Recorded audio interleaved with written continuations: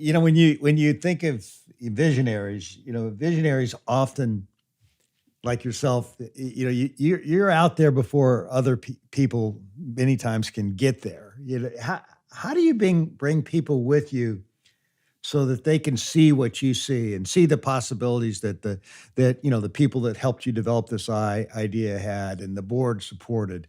How do you bring people? What's the key to bringing people along so that everybody says, "Yeah, we really need to build this mega ship," or is that something you even try to do? You do need to bring everybody along, but everybody needs to bring you along. And it really is a symbiotic relationship. And we pondered this, we really focused on it.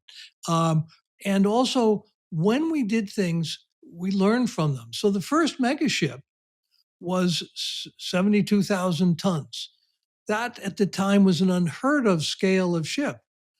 But today, our newest ship is 258,000 tons. It's bigger than two aircraft carriers. There will be 10,000 people on board this one ship. So it's quite a change from the early days. But we didn't get there in one big step. It was a series of steps, each of which proved the previous one and gave us confidence to go to the next one. I'm actually surprised others didn't look at what we had done and said, "Oh, that worked."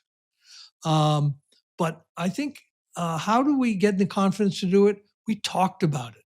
We had huge discussions and we ran scared. I actually think I'm going to mention that. At every point, we were terrified.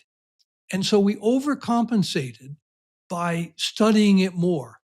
So we would look at something and say, "Wow, that's terrific. But is it good enough?"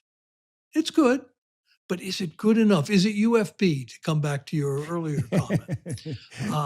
And so, and that, and by the way, it is interesting being able to say, "Is that UFB?" That helps galvanize people and gets them to say, "Well, I better check this." So it was that fear factor that actually drove us to be over cautious.